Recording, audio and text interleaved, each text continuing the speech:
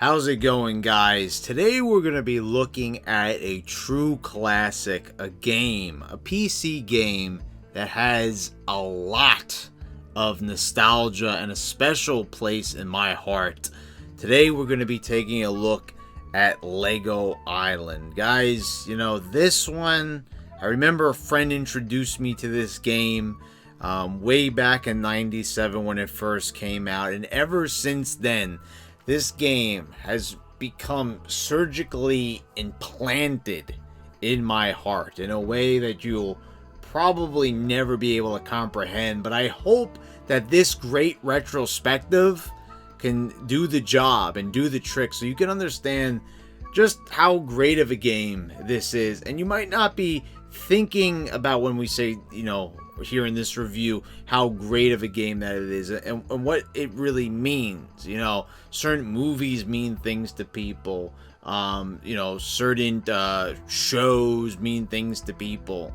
And certain sporting events do. But there's certain games that are very, very near and dear to gamers' hearts. And this is one of those games. And I'm going to be explaining it in this upcoming retrospective. Guys, I hope you all enjoy this one. Wow, is this game really 23 years old already? I can't even begin to tell you just what an astounding achievement Lego Island is and what it means to me and what it meant for me to experience this game at the age of 10 years old, I believe. I remember playing this in my friend's room.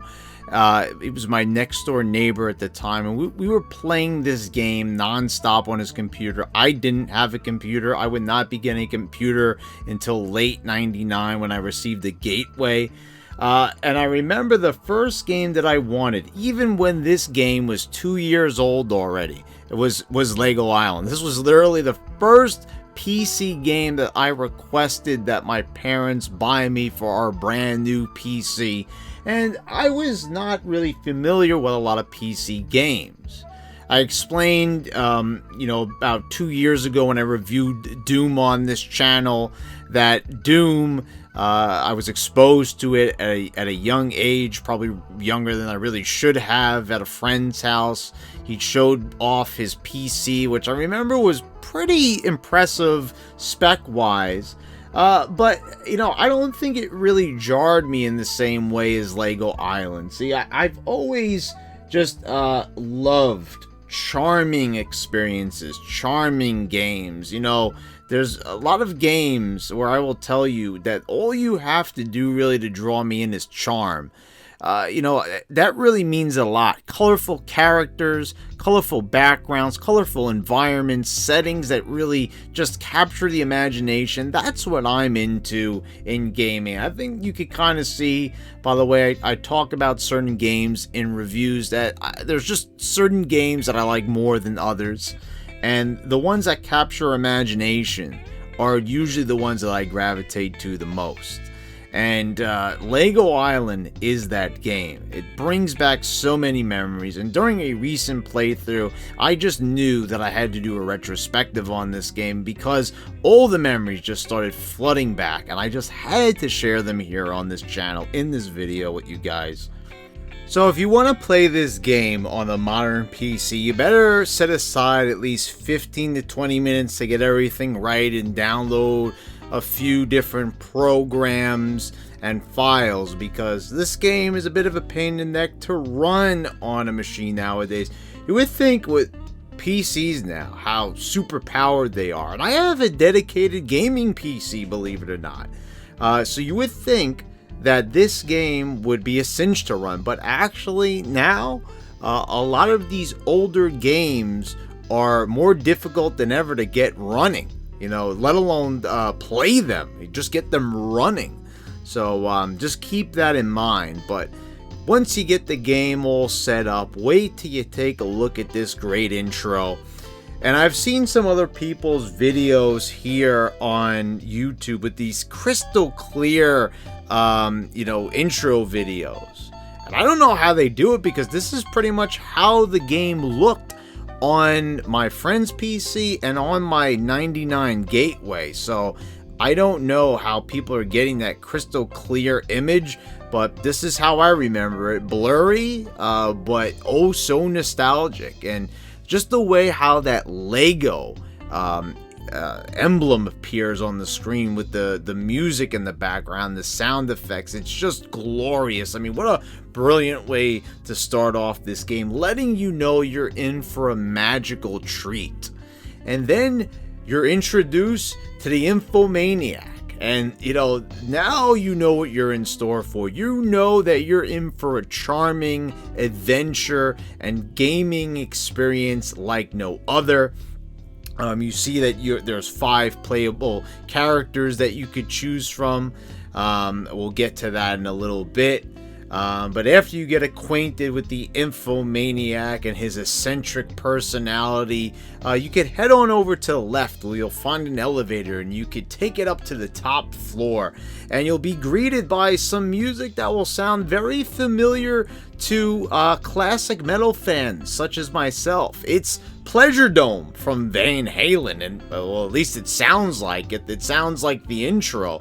And this is just so fitting for the setting.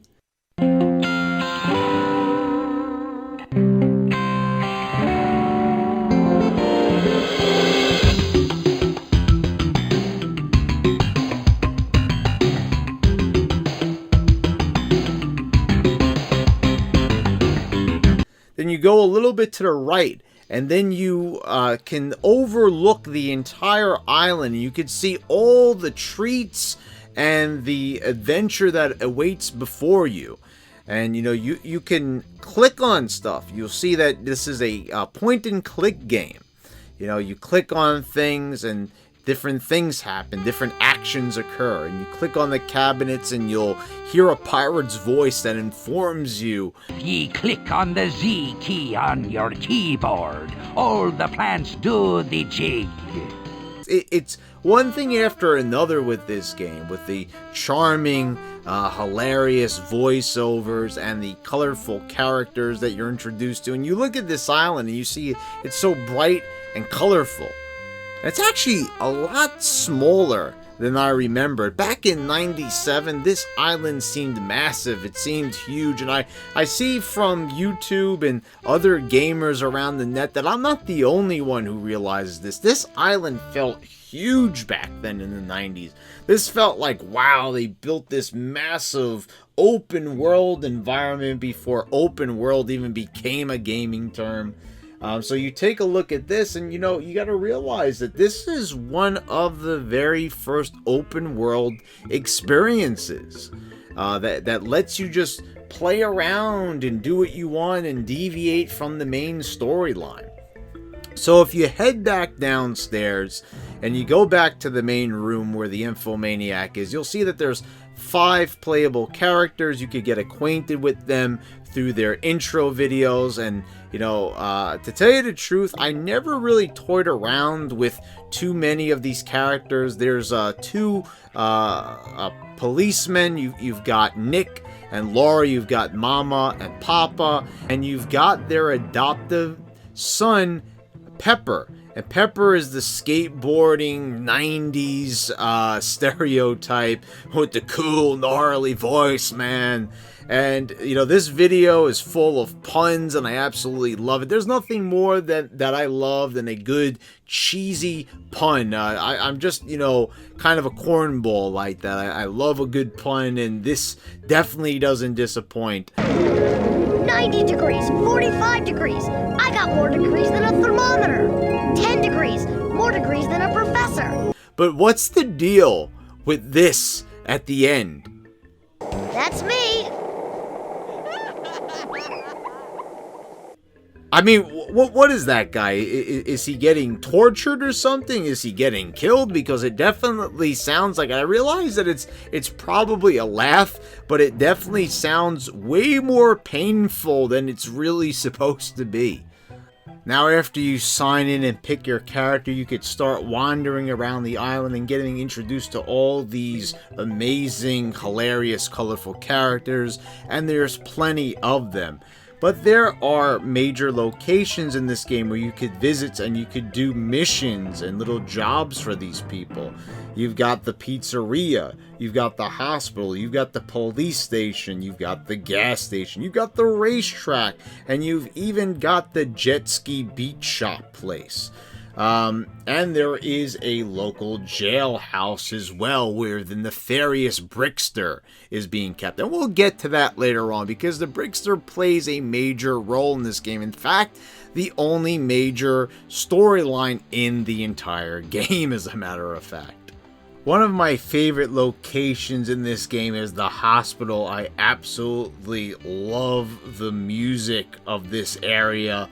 And the paramedics are just hilarious, goofy characters. They're totally insane, and it just fits the tone of the game so well. We gotta have this. And this. Can't go without the shark. I hope there's room for the tree. And what do we do if it's hot out there? You only drive to 2 different locations for the ambulance mission, but they're both pretty funny encounters. The one at the pizzeria is absolutely insane. Supposedly this guy is choking on pizza, but he's actually choking on a shark, and the shark is choking on a dog, and the dog is choking on a cat, and the cat is choking on a freaking parrot.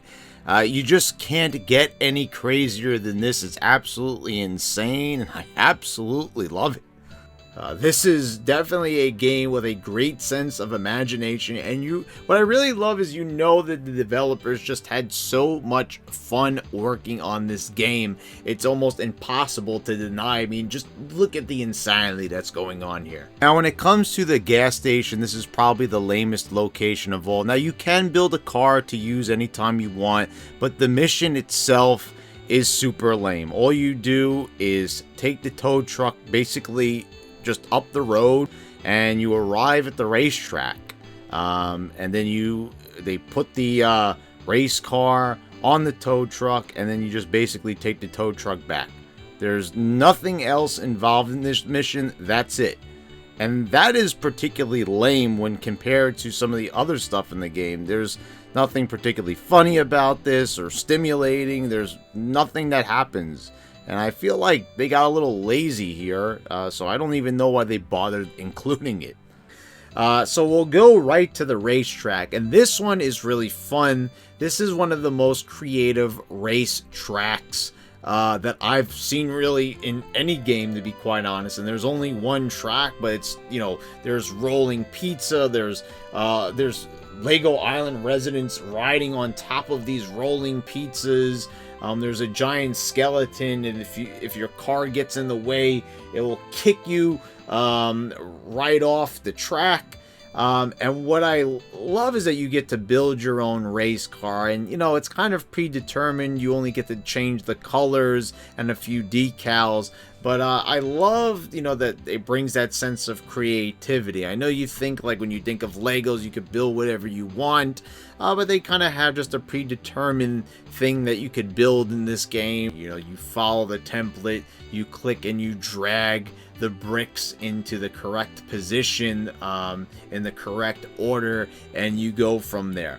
But one thing about this racetrack is it's very hard to control, because you'll notice that there's 2 ways that you can control yourself in this game.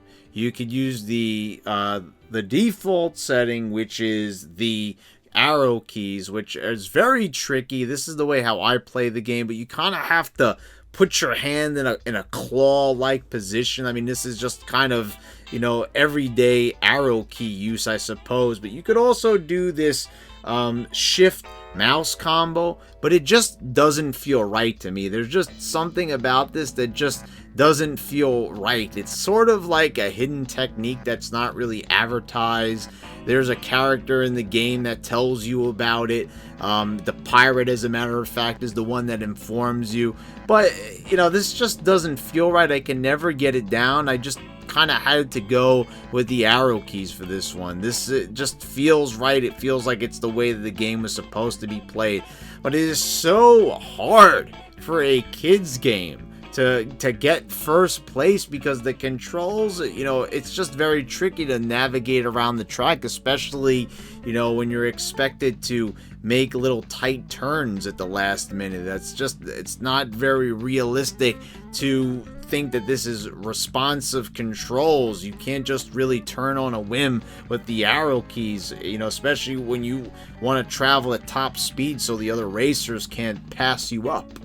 The jet ski, well, this is another one that could be a little tricky to control. A lot of people say that this is a nightmare, but I think it's definitely easier than the racetrack. At least I find it easier to place second, while a lot of times on the racetrack I'm always placing third.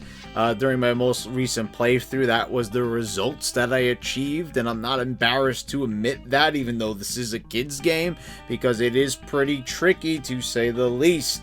But the racetrack with all the different, you know, turns and little traps and everything, it's definitely more difficult with the given control scheme. The jet ski just feels a bit more comfortable to me, at least. And it's funny to note, just like the racetrack, you only have 2 opponents. And what is hilarious here is the champion, the girl who's always in first place. Her model is like spazzing out. You see, it's like twitching. It's going totally insane. She's like bouncing up and down the water. I don't understand why the guy who's always in second, his model is like super stable. It's, you know, it looks pretty good, but she's just totally twitching and spazzing. I don't know how this passed testing, but it's really funny that this is in the final product. The thing that I really love is this guy he has a pun name, building, such as building. I mean, that's just fantastic. Whoever thought of that, you know, I hope they got a promotion from Mindscape, the developer, because that's just phenomenal. But every single vehicle that you build in this game, he changes his voice appropriately. So when you're at the racetrack, he has a southern voice. Ooh-wee, snappy looking wheels you got there. Then when you build the jet ski, he's got that surfer voice, man. He sounds just like Pepper, as a matter of fact. I am stoked now. Also, I love that when you go out onto the beach, outside of the beach shop, you hear a very familiar tune. So I talked about Van Halen's Pleasure Dome on the top floor of the information center. But I love the fact that you get to hear the Pulp Fiction theme, the Dick Dale theme, Missouri, that famous surfer tune.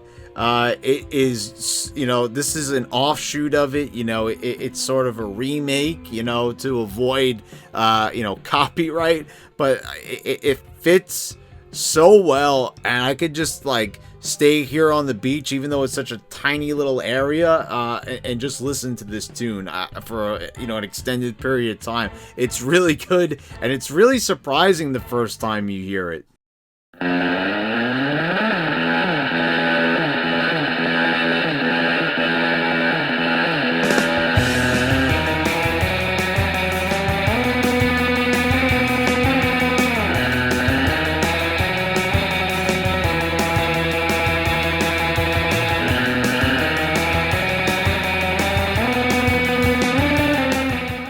Now let's talk a little bit about the pizza shop and the jailhouse and the police station, and how they all play a pivotal part in the main storyline. So you have to pick Pepper for this. So you're going to want to build a helicopter at the police station first, and before you do that, you might want to click on this box of donuts and watch as all the policemen run to eat them. So stereotypical, so hilarious. I love just like little extra touches like that, make it so fantastic. So build a helicopter. Then you'll go do a pizza order for Mama and Papa. You'll deliver it to the county jail, and you'll meet the Brickster, you know, just this sly, slimy character. You know, he's wearing the bandit mask even after he's been captured, you know, so you know he's a bad guy. He uses this pizza that is like really spicy with anchovies, and this pizza is like super heated, super spicy, because he uses it to melt the lock right off of the jail door.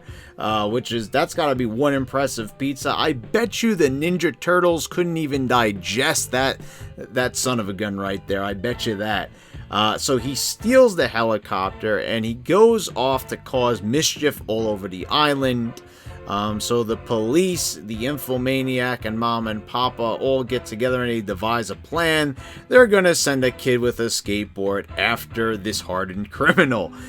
So you're gonna go after him. He steals the ambulance. He starts throwing pieces of the helicopter out of the ambulance, and he's shrinking things all over the island. He steals the brick off the top of the information center, which is the power brick. It contains, all the power to Lego Island. So he uses this to just vanquish buildings. It's kind of crazy that this brick has the ability to undo all of Lego Island. So I really like this little chase scene. And then after, he gets tired of throwing all the pieces of the helicopter at you, you have to go on a little scavenger hunt to find the remaining pieces.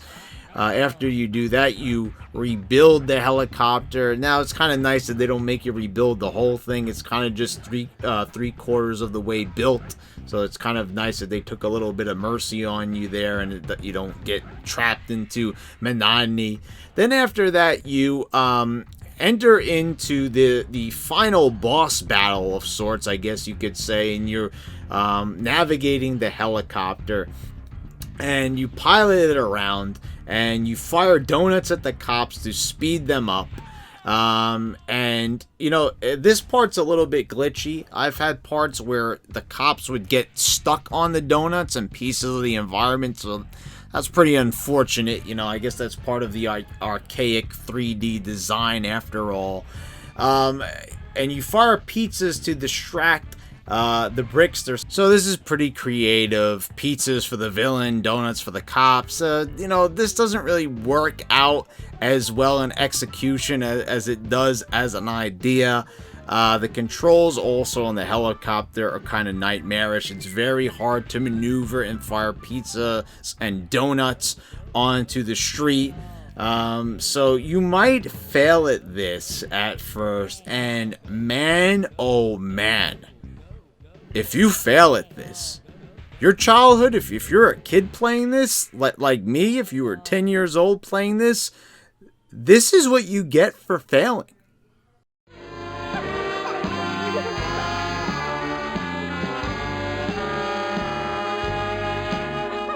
It's mine! All mine! All mine! Mine?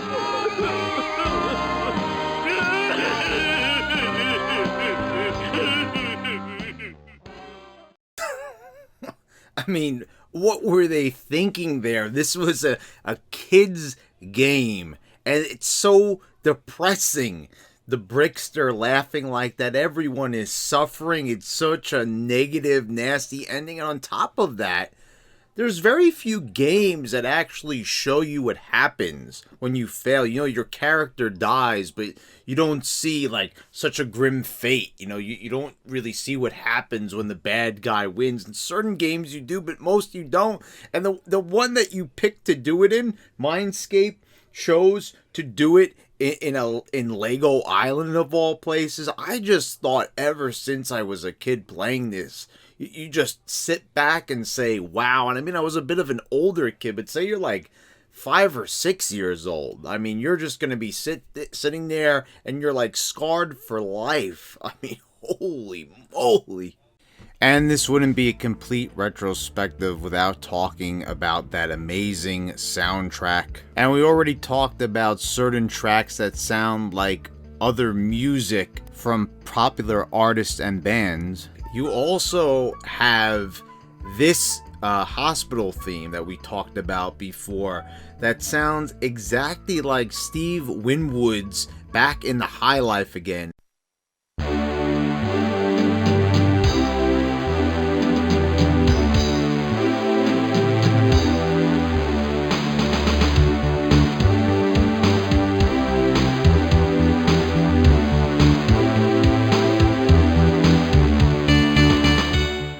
And also the residential area's music sounds almost exactly like Rush's Distant Early Warning.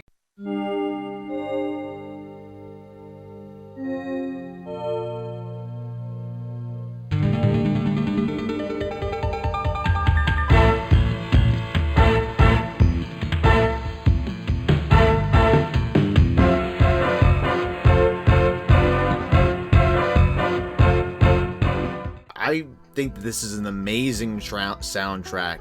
It's just a mesmerizing, just euphoric soundtrack. You know, the same euphoria I feel playing this game, that great sense of nostalgia that rushes and overcomes me. I feel that the same way when I listen to the soundtrack. It's just incredible. If I had to pick a favorite track, I think it would be almost impossible, but the theme inside the information center, you know, this is the music that you always hear when you start up the game, and you'll spend a lot of time, you know, fooling around, you know, when you first put in the game for the first time, and you're gonna hear this music. And for me, this just has a special place in my heart, and there's just something very you know, enrapturing about that music that plays. It has a very mystical quality to it. It really makes you feel like you're having a dream, but it's a dream come true. You're on Lego Island, you're in a magical Lego world, and that's what I really like about this theme. So I'm gonna share a little bit of that piece of music right here for you guys.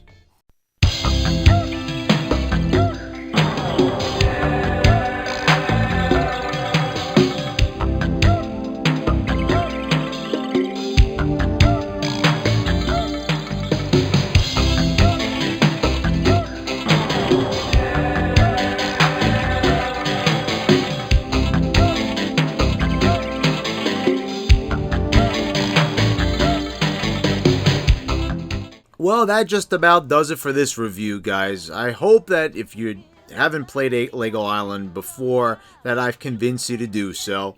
And for those who have the same feelings towards the game as I do and grew up with it, I hope you really enjoy this retrospective and this trip down memory lane.